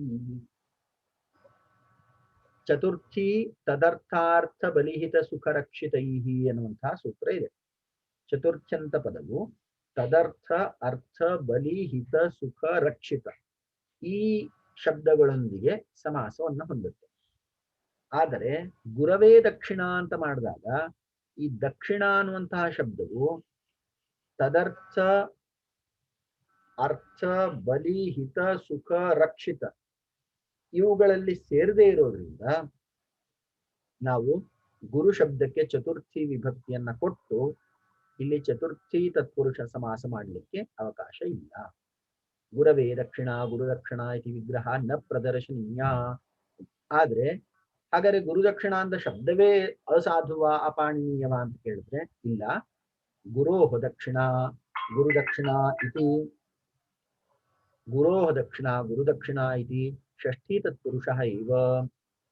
ಷಷ್ಠಿಯಲ್ಲಿ ನಮಗೆ ತುಂಬಾ ಸ್ವಾತಂತ್ರ್ಯ ಇದೆ. ಅಲ್ಲಿ ಪಾಣಿನಿ ಮಹರ್ಷಿಗಳು ಷಷ್ಠಿ ಅಷ್ಟು ಮಾತ್ರ ಹೇಳಿದ್ದಾರೆ. ಷಷ್ಠ್ಯಂತಂ ಪದಂ ಅನ್ಯೇನ ಸುಬಂತೇನ ಸಮಸ್ಯತೆಯೇ ಅಂತ ಹೇಳಿ ನಾವು ಅಲ್ಲಿ ವೃತ್ತಿಯಲ್ಲಿ ಓದ್ತೇವೆ. ಷಷ್ಠ್ಯಂತ ಪದವು ಬೇರೆ ಇನ್ನೊಂದು ಸುಬಂತದೊಂದಿಗೆ ಸಮಾಸವನ್ನು ಹೊಂದುತ್ತೆ. ಆದ್ರೆ ಪ್ರಥಮಾದಿ ಉಳಿದ 6 ವಿಭಕ್ತಿಗಳಲ್ಲಿ ನಿರ್ದಿಷ್ಟವಾದಂತಹ ಉತ್ತರ ಪದ ಇರಲೇಬೇಕು ಅಂತ ಹೇಳಿ ತತ್ಪುರುಷದಲ್ಲಿ ನಿಯಮ. ಆದ್ರಿಂದ ನಮಗೆ ಉಳಿದಂತಹ ಯಾವುದೇ ಏನು ಸಮಾಸದಲ್ಲಿ ಹೊಂದದೇ ಇರುವಂತಹ ವಿಚಾರವನ್ನು ಕೂಡ ನಾವು ಷಷ್ಠಿ ತತ್ಪುರುಷದಲ್ಲಿ ಜೋಡಿಸ್ಲಿಕ್ಕೆ ಸಾಧ್ಯ ಆಗ್ತದೆ. ಕಿಂತು ಕುಂಡಲಾಯ ಹಿರಣ್ಯಂ ಕುಂಡಲ ಹಿರಣ್ಯಂ ಇತ್ಯಾದಿ ಇದು ವೃತ್ತಿ ನಮ್ಗೆ ಒಂದು ವಾರ್ತಿಕದ ಮೂಲಕ ಇವುಗಳ ಸಿದ್ಧಿ ಆಗ್ತದೆ. ಕೆಲವೊಂದು ಕಡೆ ಸೂತ್ರದಿಂದ ಸಿದ್ಧಿ ಆಗ್ತದೆ, ಕೆಲವೊಂದು ಕಡೆ ವಾರ್ತಿಕದಿಂದ ಸಿದ್ಧಿ ಆಗ್ತದೆ. ಇಲ್ಲಿ ಕೊಟ್ಟಿರುವಂತಹ ವಿಧಾಯಕ ಸೂತ್ರಂ ಅಸ್ತಿ ಚೇದೇವ ಸಮಾಸ. ವಿಧಾಯಕ ಸೂತ್ರಂ ಅಥವಾ ವಾರ್ತಿಕಂ ಅಂತ ಕೊಟ್ರೆ ಇನ್ನು ತುಂಬಾ ಸ್ಪಷ್ಟ ಆಗ್ತದೆ. ಕೆಲವೊಂದು ಕಡೆ ಸೂತ್ರ ಇಲ್ಲದೆ ಇರಬಹುದು, ಆದ್ರೆ ವಾರ್ತಿಕದ ಬಲದಿಂದ ನಾವು ಸಮಾಸ ಮಾಡಬಹುದು. ಆದ್ರೆ ವಾರ್ತಿಕಕಾರರು ಪೂರ್ಣ ಸ್ವತಂತ್ರವಾಗಿ ಮಾಡಿದ್ದಾರೆ ಅಂತಲ್ಲ, ಸೂತ್ರಕಾರರ ಇಂಗಿತವನ್ನ ಅಥವಾ ಮನೋಭಿಲಾಷೆಯನ್ನ ಅರ್ಥ ಮಾಡಿಕೊಂಡು ಅವರು ಸಂರಚನೆ ಮಾಡುವಂಥದ್ದು. ಆದ್ದರಿಂದ ಸೂತ್ರಕಾರರ ಮನೋಭಿಲಾಷೆ ಇರ್ತದೆ, ಅದು ವ್ಯಕ್ತ ಆಗಿರೋದಿಲ್ಲ ಅಂತ ಹೇಳಿ ವಾರ್ತಿಕಕಾರರು ಅದನ್ನ ಇನ್ನೂ ಹೆಚ್ಚು ಸ್ಪಷ್ಟಗೊಳಿಸ್ತಾರೆ. ಏಕಶೇಷ ನ ಸಮಾಸಃ ಮಾತಾ ಚ ಪಿತಾ ಚ ಪಿತರೌ ಭ್ರಾತಾ ಚ ಸ್ವಸಾ ಚ ಭ್ರಾತರೌ ಇತ್ಯಾದೌ ಕಹ ಸಮಾಸಃ ಇತಿ ಪ್ರಶ್ನಃ ನ ಉಚಿತಃ. ಮಾತಾ ಚ ಪಿತಾ ಚ ಪಿತರೌ ಭ್ರಾತಾ ಚ ಸ್ವಸಾ ಚ ಭ್ರಾತರೌ ಇತ್ಯಾದೌ ಕಹ ಸಮಾಸಃ ಇತಿ ನ ಉಚಿತಃ. ಇಲ್ಲಿ ಏಕಶೇಷ ಅನ್ನುವಂಥದ್ದು ನಾವು ಈಗಾಗಲೇ 16ನೇ ಪೇಜಲ್ಲಿ ನೋಡಿರೋ ಹಾಗೆ ಅದೊಂದು ಪೃಥಕ್ ವೃತ್ತಿ. ಅದು ಮಾತಾಚ ಪಿತಾಚ ಪಿತರೌ ಅಂತ ಮಾಡಿದಾಗ ಏಕಶೇಷ ಸಮಾಸದಲ್ಲಿ ಒಂದು ಅನೇಕ ಅಂಶಗಳು ಇದೆ. ಆದ್ರೆ ಒಂದು ಪ್ರಧಾನವಾದಂತಹ ಅಂಶ, 2 ಶಬ್ದ ಇದ್ದು ಎರಡರಲ್ಲಿ ಒಂದು ಶಬ್ದ ಸಂಪೂರ್ಣವಾಗಿ ಉಳ್ಕೊಳ್ತದೆ, ಇನ್ನೊಂದು ಶಬ್ದ ಸಂಪೂರ್ಣವಾಗಿ ಲೋಪ ಆಗ್ತದೆ. ನೋಡಿ, ಏಕಂ ಶಿಷ್ಯತಿ ಇತಿ ಏಕಶೇಷ, ಒಂದು ಉಳ್ಕೊಳ್ತದೆ. ಮಾತಾಚ ಪಿತಾಚ, ಇಲ್ಲಿ ಪಿತೃ ಶಬ್ದ ಮಾತ್ರ ಉಳ್ಕೊಳ್ಳುತ್ತೆ, ಮಾತೃ ಶಬ್ದ ಲೋಪ. ಭ್ರಾತಾಚ ಸ್ವಸಾಚ ಭ್ರಾತರು, ಭ್ರಾತೃ ಶಬ್ದ ಉಳ್ಕೊಳ್ತದೆ, ಸ್ವಸರ ಶಬ್ದ ಲೋಪ. ಈ ತರ ಇತ್ಯಾದು ಕಹ ಸಮಾಸಃ ಇತಿ ಪ್ರಶ್ನಃ ನ ಉಚಿತಃ. ಇಲ್ಲಿ ಯಾವ ಸಮಾಸ ಅಂತ, ಪಿತರು ಸಮಾಸ ಯಾವುದು ಅಂತ ಪಿತರು ಶಬ್ದಕ್ಕೆ ಸಮಾಸ ಯಾವುದು ಅಂತ ಕೇಳಿದ್ರೆ ಆ ಪ್ರಶ್ನೆಯೇ ಸಾಧು ಅಲ್ಲ. ಯತಃ ಏಕಶೇಷ ನ ಸಮಾಸ ಅಪಿತು ಪೃಥಕ್ ವೃತ್ತಿರೇವ. ಅನೇಕ ಪುಸ್ತಕಗಳಲ್ಲಿ ಏಕಶೇಷ ಸಮಾಸ ಅಂತೇನೆ ಪುಸ್ತಕದಲ್ಲಿ ಬರೀತಾರೆ. ಆದ್ರಿಂದ ಈ ಸಮಾಸ ಪುಸ್ತಕ ಏನಿದೆಯೋ ಇದು ಇಂತಹ ಅನೇಕ ದೋಷಗಳು, ಲೋಪದೋಷಗಳನ್ನ ಈ ಪುಸ್ತಕದಲ್ಲಿ ತಿದ್ದಿ ತುಂಬಾ ಸ್ಪಷ್ಟವಾಗಿ ವಿಭಾಗ ಮಾಡಿಕೊಟ್ಟಿರೋದ್ರಿಂದ ಈ ಪುಸ್ತಕಕ್ಕೆ ಹೆಚ್ಚು ಬೆಲೆ ಇದೆ. ಬೆಲೆ ಅಂದ್ರೆ ಆರ್ಥಿಕವಾಗಿ ಅಲ್ಲ, ಮೌಲ್ಯಯುತವಾಗಿ ಬೆಲೆ. ಯತಃ ಏಕಶೇಷ ನ ಸಮಾಸಃ ಅಪಿತು ಪೃಥಕ್ ವೃತ್ತಿರೇವ ಕಿಂತು ವಿಗ್ರಹ ಕಥಂ ಇತಿ ಪ್ರಶ್ನಃ ಯುಕ್ತಃ. ವಿಗ್ರಹ ಹೇಗ್ ಮಾಡ್ತೀರಿ ಅಂತ ಕೇಳಿದ್ರೆ ಆ ಪ್ರಶ್ನೆಗೆ ಉತ್ತರ ಹೇಳ್ಬೋದು. ಹೇಗೆ ಅಂದ್ರೆ ಮಾತಾಚ ಪಿತಾಚ ಪಿತರೌ, ಪಿತರೌ ಎನ್ನುವಂತಹ ಒಂದು ಸಮಸ್ತ ಪದಕ್ಕೆ ಮಾತಾಚ ಪಿತಾಚ ಅನ್ನುವಂತಹ ವಿಗ್ರಹವನ್ನ ನಾವು ಹೇಳ್ಬೋದು.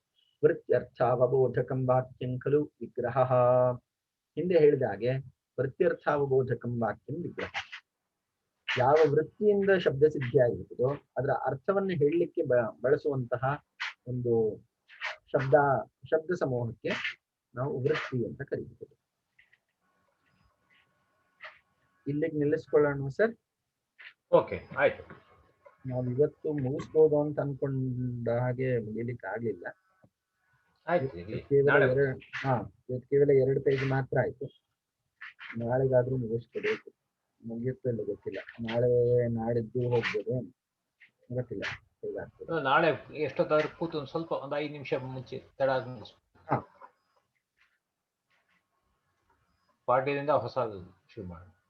ಹಾಗಾದ್ರೆ ಇವತ್ತೊಂದು ಸ್ವಲ್ಪ ಮುಂದೆ ಹೋಗ್ಬೋದಾ? ಹೋಗ್ಬೋದು, ನನ್ಗೆ ಇಲ್ಲ ಅಡ್ಡಿ ಇಲ್ಲ. ನಿಮ್ಗೇನು ತೊಂದ್ರೆ ಇಲ್ಲ. ಸರಿ, ಹಾಗಾದ್ರೆ ಒಂದ್ ಸ್ವಲ್ಪ ಮುಂದೆ ಹೋಗ್ಬೋದು. ನಾಳೆಗೆ ನಮ್ಗೆ ತುಂಬಾ ಭಾರ ಅಂತ ಇರೋದಿಲ್ಲ. ನಾಳೆ ಸುಮಾರು ಉಳ್ಕೊಂಡ್ಬಿಡ್ತಾರೆ. ಕ್ರಿಯಾ ವಿಶೇಷಣ ಸ್ಥಳೇ ನಿರ್ದಯಂ ಕಥಯತಿ ಇತ್ಯಾದೌ ನಿರ್ದಯಂ ಇತಿ ಕ್ರಿಯಾ ವಿಶೇಷಣಂ ಅಸ್ಯ ವಿಗ್ರಹ ವ್ಯಾಖ್ಯಾನಾದಿಷು ಇತ್ತಂ ಪ್ರದರ್ಶ್ಯತೆ ಯಥಾ ನಿರ್ಗತಾದಯ ಯಸ್ಮಿನ್ ಕರ್ಮಣಿ ತದ್ಯಥಾ ಭವತಿ ತಥಾ ನಿರ್ದಯಂ ಏತಾದೃಶಂ ಬಹುವ್ರೀಹೌ ಏವ ಅಂತರ್ಭವತಿ. ಕ್ರಿಯಾ ವಿಶೇಷಣಗಳು ಆಂಗ್ಲ ಭಾಷೆಯಲ್ಲಿ ಇದನ್ನ ಅಡ್ವರ್ಬ್ ಅಂತ ಕರೀತಾರೆ. ಏನು, ಈಗ ಉದಾಹರಣೆಗೆ ಕ್ರಿಯೆಯನ್ನ ಅದು ಹೆಚ್ಚು ಅದರ ವಿಶೇಷವಾಗಿ ಹೇಳುವುದಾದ್ರೆ ಅದನ್ನ ಅಡ್ವರ್ಬ್ ಅಂತ ಕರೀತಾರಲ್ಲ. ಕಂಪ್ಲೀಟ್ಲಿ ಸಾಮಾನ್ಯವಾಗಿ LY ಅಂತ ಬರ್ತದೆ. ಕೆಲವೊಂದು ಎಕ್ಸೆಪ್ಷನ್, ಫಾಸ್ಟ್, ಇವೆಲ್ಲ ಕೆಲವೊಂದು ಎಕ್ಸೆಪ್ಷನ್ ಇದೆ. ಈ ಕೇಮ್ ಫಾಸ್ಟ್ಲಿ ಅಂತ ಆಗುದಿಲ್ಲ. ಅದೇ ರೀತಿ ಕೆಲವೊಂದು ಈ ಶಬ್ದಗಳು, ಈ ಕ್ರಿಯಾ ವಿಶೇಷಣವಾದಂತಹ ಶಬ್ದಗಳು, ಇವುಗಳು ಸಾಮಾನ್ಯವಾಗಿ ನಿರ್ದಯಂ ಕಥಯತಿ ಪ್ರಥಮ ವಿಭಕ್ತಿ ಏಕವಚನ ರೂಪದಲ್ಲಿ ಇರ್ತದೆ. ನಿರ್ದಯಂ ನಿಷ್ಕರುಣಂ ವದತಿ, ನಿರ್ದಯಂ ಕಥಯತಿ. ಇಂತಹ ಸಂದರ್ಭದಲ್ಲಿ ಇತ್ಯಾದೌ ನಿರ್ದಯಂ ಇತಿ ಕ್ರಿಯಾ ವಿಶೇಷಣಂ ಅಸ್ಯ ವಿಗ್ರಹ ವ್ಯಾಖ್ಯಾನಾದಿಷು ಇತ್ತಂ ಪ್ರದರ್ಶ್ಯತೆ. ಈ ನಿರ್ದಯಂ ಅನ್ನುವಂತಹ ಶಬ್ದವನ್ನ ಕೆಲವೊಂದು ಪ್ರಾಚೀನ ವ್ಯಾಖ್ಯಾನಗಳಲ್ಲಿ ಹೀಗೆ ಹೇಳಿದ್ದಾರೆ: ನಿರ್ಗತಾದಯ ಯಸ್ಮಿನ್ ಕರ್ಮಣಿ ತದ್ಯಥಾ ಭವತಿ ತಥಾ.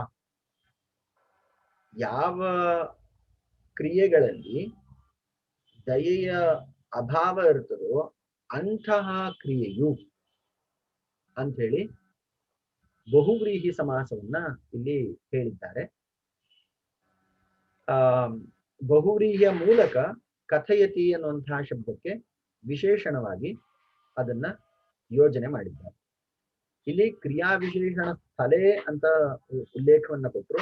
ಕ್ರಿಯಾ ವಿಶೇಷಣ ಸ್ಥಳೇ ಬಹುವ್ರೀಹಿ ಸಮಾಸ ಆಶ್ರಯನ, ಬಹುವ್ರೀಹಿಯನ್ನ ಆಶ್ರಯನ ಮಾಡಬೇಕು ಅಂತ ಹೇಳಿ. ಏಕಯಾ ವೃತ್ಯ ಇಷ್ಟಾರ್ಥೇ ಸಿದ್ಧೇ ವೃತ್ತಿದ್ವಯಸ್ಯ ಕಲ್ಪನಂ.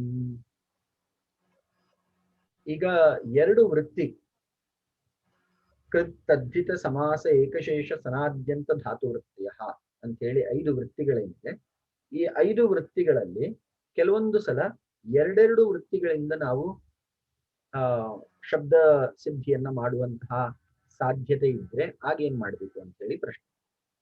ಲಕ್ಷ್ಮೀನಾರಾಯಣ ಸ್ವರೂಪೌ ವಧೂವರೌ ಇತಿ. ಲಕ್ಷ್ಮೀನಾರಾಯಣ ಸ್ವರೂಪಿಣ್ಯೌ ವಧೂವರೌ ಇತಿ ಚ ಪ್ರಯುಜ್ಯೇತೆ. ಅನಯೋಃ ದ್ವಯೋರಪಿ ಸಾಧುತ್ವಮಸ್ತಿ. ಈಗ ಲಕ್ಷ್ಮೀನಾರಾಯಣ ಸ್ವರೂಪವು ಅಂತನೂ ಬಳಸ್ಬೋದು, ಲಕ್ಷ್ಮೀನಾರಾಯಣ ಸ್ವರೂಪಿಣ್ಯೌ ವಧೂವರವು ಅಂತ ಹೇಳು ಬಳಸ್ಬೋದು. 2 ಭಿನ್ನ ವೃತ್ತಿಗಳು. ಭಿನ್ನ ವೃತ್ತಿಗಳಲ್ಲಿಯೂ ಕೂಡ ಸಾಧುತ್ವ ಇದೆ ಅಂತ ಹೇಳಿ ಒಂದು ಉದಾಹರಣೆಯನ್ನ ಕೊಡ್ತಾ ಇದ್ದಾರೆ. ಲಕ್ಷ್ಮೀನಾರಾಯಣಯೋಃ ಸ್ವರೂಪಂ ಇವ ಸ್ವರೂಪಂ ಯಯೋಃ ತೌ ಲಕ್ಷ್ಮೀನಾರಾಯಣ ಸ್ವರೂಪೌ ಇತಿ ಪ್ರಥಮ ವಾಕ್ಯೆ ಬಹುವ್ರೀಹಿ. ಲಕ್ಷ್ಮೀನಾರಾಯಣಯೋಃ ಸ್ವರೂಪಂ ಇವ ಸ್ವರೂಪಂ ಯಯೋಸ್ತೌ. ಮೊದಲು ಲಕ್ಷ್ಮೀ ಚ ನಾರಾಯಣಶ್ಚ ಲಕ್ಷ್ಮೀನಾರಾಯಣೌ ತಯೋಃ ಲಕ್ಷ್ಮೀನಾರಾಯಣಯೋಃ ಅಂತ ಹೇಳಿ ದ್ವಂದ್ವ ಮಾಡ್ಕೊಳ್ಬೇಕು. ದ್ವಂದ್ವ ಆದ್ಮೇಲೆ ಲಕ್ಷ್ಮೀನಾರಾಯಣಯೋಃ ಸ್ವರೂಪಂ ಇವ ಸ್ವರೂಪಂ ಅಂತ ಹೇಳಿ ನಾವು ಅಲ್ಲಿ ಬಹುವ್ರೀಹಿಯನ್ನ ಮಾಡಬೇಕು. ಈ ರೀತಿ ಮಾಡಿದ್ರೆ ಲಕ್ಷ್ಮೀನಾರಾಯಣ ಸ್ವರೂಪವು ವಧೂವರೌ ಅಂತ ಹೇಳಿ ನಾವು ಬಹುವ್ರೀಹಿ ಅಂದ್ರೆ ಸಮಾಸ ವೃತ್ತಿಯನ್ನ ಆಶ್ರಯಿಸಿ ಈ ಶಬ್ದಕ್ಕೆ ಅರ್ಥವನ್ನ ಅಥವಾ ವಿಗ್ರಹವನ್ನ ಹೇಳಬಹುದು. ಇನ್ನು ಎರಡನೇದು लक्ष्मीनारायणयोः स्वरूपं लक्ष्मीनारायणस्वरूपं लक्ष्मीनारायणस्वरूपम् अनयोः अस्ति इति स्वरूपिणौ इति द्वितीयवाक्ये विग्रहः। अत्र तत्पुरुषात् मतुबर्थे इन् प्रत्ययः कृतः। तत्पुरुषात् मतुप् अर्थे इन् प्रत्ययः। मतुप् मतುಪ್ ಅನ್ನುವಂಥದ್ದು ಈಗ ಗುಣವಾನ್ ಗುಣವಾನ್ ಅಂತಿದೆಯಲ್ಲ, ಅದು ಮತುಪ್ ಪ್ರತ್ಯಯಕ್ಕೆ ಉದಾಹರಣೆ. ಗುಣವಂತನು, ಸ್ವರೂಪಿಣೌ, ಸ್ವರೂಪಿ ಅಂತ ಬರ್ತದೆ. ಅಲ್ಲಿ ಮತುಪ್ ಬಂದಾಗ, ಮತುಪ್ ಪ್ರತ್ಯಯ ಬಂದಾಗ ಸ್ವರೂಪಿಣೌ ಅಂತ ಹೇಳಿ ರೂಪ ಆಗುತ್ತೆ. ಈ ರೀತಿ ಸ್ವರೂಪಿಣೌ ಅನ್ನುವಂತಹ ಸಂದರ್ಭದಲ್ಲಿ ಮತುಪ್ ಅನ್ನುವಂತಹ ಪ್ರತ್ಯಯದಿಂದ ನಾವು ಸ್ವರೂಪಿಣೌ ಅಂತ ಹೇಳಿ ರೂಪ ಮಾಡ್ತೇವೆ. ಇತ್ತಂ ಏವ ದೀರ್ಘಕೇಶಃ, ಇದು ಮುಂದಿನ ವಿಚಾರ. ಹೀಗೆ ಮೊದಲನೇದು ಸಮಾಸ ವೃತ್ತಿ, ಅದರಲ್ಲಿ ವಿಶೇಷವಾಗಿ ಬಹುಬ್ರೀಹಿ ಸಮಾಸದಿಂದ ಮೊದಲನೆಯದು ಸಿದ್ಧಿಯಾಯಿತು. ಎರಡನೆಯದು ಮತುಪ್ ಪ್ರತ್ಯಯದಿಂದ ಈ ಒಂದು ಲಕ್ಷ್ಮೀನಾರಾಯಣ ಸ್ವರೂಪಿಣೌ ಅನ್ನುವಂತಹ ರೂಪ ಸಿದ್ಧಿ ಆಯಿತು. ವಸ್ತುತಃ ಲಕ್ಷ್ಮೀನಾರಾಯಣ ಸ್ವರೂಪಿಣೌ ಅಂಥೇಳಿ ಇಲ್ಲಿಯವರೆಗೆ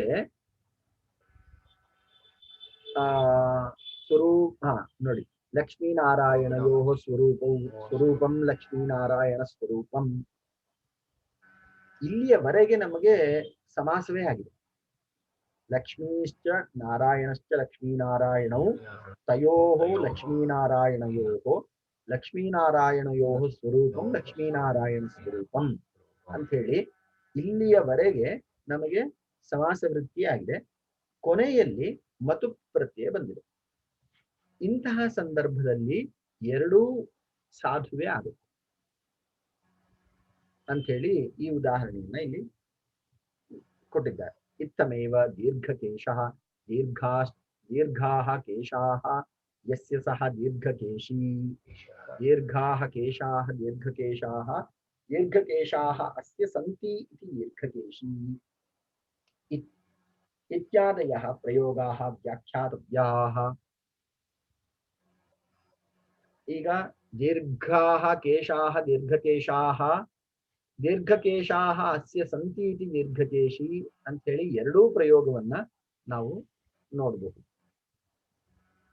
ಒಂದು ದೀರ್ಘಕೇಶಾಃ ಅಂತ ಮಾಡಿದಾಗ ಕರ್ಮಧಾರಯ ಆಗ್ತದೆ.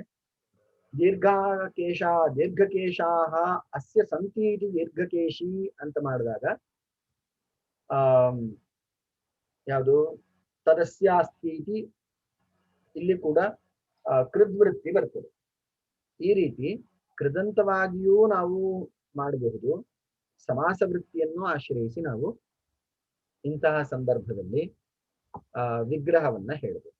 ಇದಮತ್ರ ಜ್ಞೇಯಂ ಪ್ರಥಮ ವಾಕ್ಯೆ ಏಕಾ ಏವ ವೃತ್ತಿ ಸಮಾಸಃ ಅಸ್ತಿ, ದ್ವಿತೀಯ ವಾಕ್ಯೆ ವೃತ್ತಿದ್ವಯಂ ಸಮಾಸ ವೃತ್ತಿ ತದ್ವಿತ ವೃತ್ತಿ ಆಶ್ರಿತಂ ಅರ್ಥಸ್ತು ನ ಭಿದ್ಯತೆ. किन्तु प्रथमवाक्ये प्रयुक्ते समस्तपदे लाघवमस्ति, अतः तादृशः प्रयोगः औचित्यम् आवहति. अतः एव वैयाकरणानां समयः अस्ति न कर्मधारयात् मत्वर्थीयः बहुव्रीहिश्च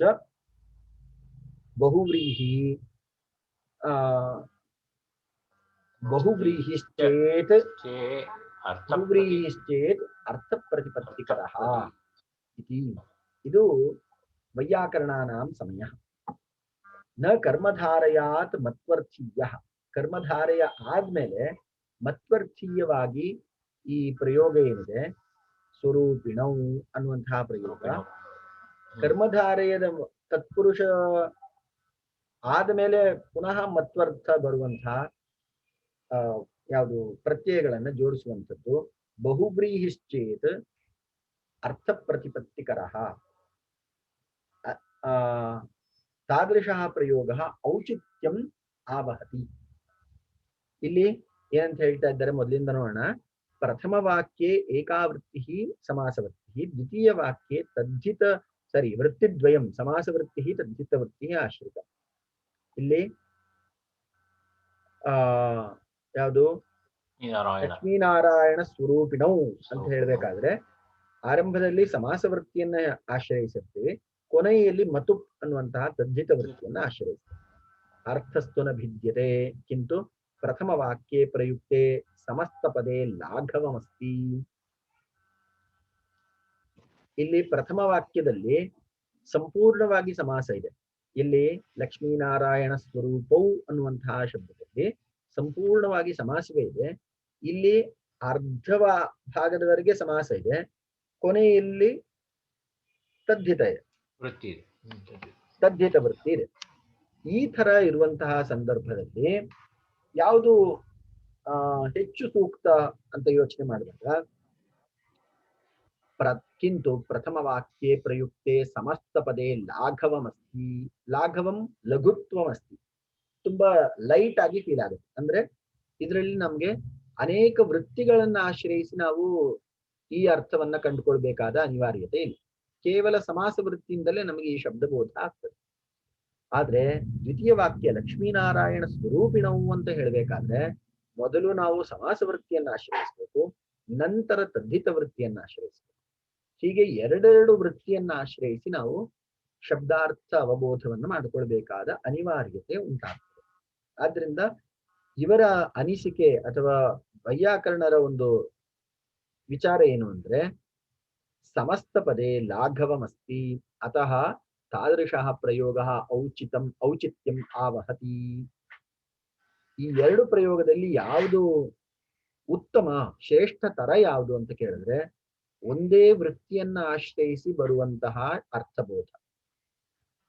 ಇಲ್ಲ ಸಮಾಸ ವೃತ್ತಿಯನ್ನೇ ಸಂಪೂರ್ಣವಾಗಿ ಆಶ್ರಯಿಸಬೇಕು, ತದ್ಧಿತ ವೃತ್ತಿಯನ್ನೇ ಸಂಪೂರ್ಣವಾಗಿ ಆಶ್ರಯಿಸಬೇಕು, ಏಕಶೇಷ ವೃತ್ತಿಯನ್ನೇ ಸಂಪೂರ್ಣವಾಗಿ ಆಶ್ರಯಿಸಬೇಕು. ಬೇರೆ ಬೇರೆ ವೃತ್ತಿಗಳನ್ನ 2-3 ವೃತ್ತಿಗಳನ್ನ ಆಶ್ರಯಿಸಿ ಒಂದೇ ಪದವನ್ನ ನಾವು ಗ್ರಹಿಸುವ ಅನಿವಾರ್ಯತೆ ಉಂಟಾದ್ರೆ ಅದು ಅಷ್ಟೊಂದು ಔಚಿತ್ಯವಲ್ಲ. ಅದಕ್ಕೆ ಇದೊಂದು ಲೈನ್ ನೀವು ಅಂಡರ್ಲೈನ್ ಮಾಡ್ಕೋಬಹುದು. ಅತಃ ಏವ ವೈಯಾಕರಣಾನಾಂ ಸಮಯ ಅಸ್ತಿ. ಸಮಯ ಅಂದ್ರೆ ಇಲ್ಲಿ ವೈಯಾಕರಣಾನಾಂ ಅಯಂ ನಿಯಮ. ಈ ಒಂದು ನಿಯಮವನ್ನ ವೈಯಾಕರಣರು ಮಾಡಿಕೊಂಡಿದ್ದಾರೆ. ನ ಕರ್ಮಧಾರಯಾತ್ಮತ್ವರ್ಥೀಯ. ಕರ್ಮಧಾರೆಯದ ನಂತರ ಮತ್ವರ್ಥೀಯ ಕರ್ಮ ಯಾವುದು ತದ್ಧಿತ ಪ್ರತ್ಯಯವನ್ನ ನಾವು ಯೋಜನೆ ಮಾಡುವಂಥದ್ದು ಸರಿಯಲ್ಲ. ಬಹುವ್ರೀಹಿಶ್ಚೇತ್ ಅರ್ಥ ಪ್ರತಿಪತ್ತಿಕರ. ಇಲ್ಲಿ ಬಹುವ್ರೀಹಿ ಆದ್ರೆ ಅರ್ಥ ಪ್ರತಿಪತ್ತಿಕರ. ಇಲ್ಲಿ ನೋಡಿ, ಒಂದು ದೀರ್ಘಕೇಶಾಹ ಅಸ್ಯ ಸಂತಿ ಇತಿ ದೀರ್ಘಕೇಶಿ, ದೀರ್ಘಾಹ ಕೇಶಾಹ ದೀರ್ಘಕೇಶಃ ದೀರ್ಘಕೇಶಾಹ ಅಸ್ಯ ಸಂತಿ ಇತಿ ದೀರ್ಘಕೇಶಿ. ಇಲ್ಲಿ ಬಹುವ್ರೀಹಿ ಸಮಾಸವನ್ನ ಮಾಡಿದ್ರೆ ಅರ್ಥ ಪ್ರತಿಪತ್ತಿಕರ, ಅಲ್ಲಿ ಅರ್ಥ ಸೌಕರ್ಯವು ಉಂಟಾಗ್ತದೆ. ಆದ್ರಿಂದ ಒಂದೇ ಸಮಾಸ ಅಥವಾ ಏಕಶೇಷ ಅಥವಾ ತದ್ಧಿತ ಒಂದು ವೃತ್ತಿಯನ್ನ ಆಶ್ರಯಿಸಿ ಬರುವಂತಹ ಅರ್ಥವು ಹೆಚ್ಚು ಸೂಕ್ತ 2-3 ವೃತ್ತಿಗಳನ್ನ ಆಶ್ರಯಿಸುವ ಬದಲು ಏಕಯಾ ವೃತ್ತಿಯ ಇಷ್ಟಾರ್ಥ ಲಬ್ಧಶ್ಚೇತ್ ತತ್ರ ವೃತ್ತಿದ್ವಯಂ ನ ಕಲ್ಪನೀಯಮಿತಿ ವಾಕ್ಯಸ್ಯ ಅಭಿಪ್ರಾಯ. ಒಂದೇ ವೃತ್ತಿಯಿಂದ ನಾವು ಅರ್ಥ ಸಾಧನೆ ಮಾಡಬಹುದು ಅಂದ್ರೆ ಪುನಃ ವೃತ್ತಿದ್ವಯವನ್ನ ಆಶ್ರಯಿಸುವಂಥದ್ದು ಯೋಗ್ಯ ಅಲ್ಲ, ಉಚಿತ ಅಲ್ಲ.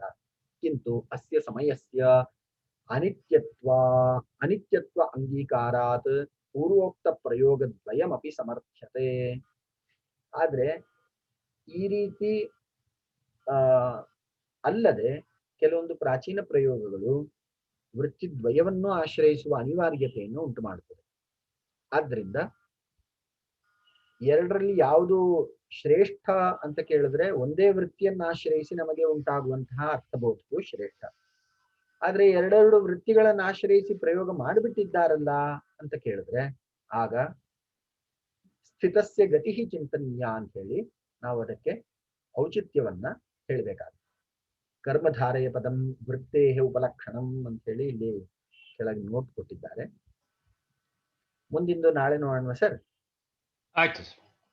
ಅರ್ಥವತ್ ಸಮಾಸಃ ಅಂತೇಳಿ ಮುಂದಿನ ಭಾಗವನ್ನ ಓಕೆ ಓಕೆ ಸರಿ ಸರ್ ಧನ್ಯವಾದ ಓಕೆ ಧನ್ಯವಾದ ಧನ್ಯವಾದ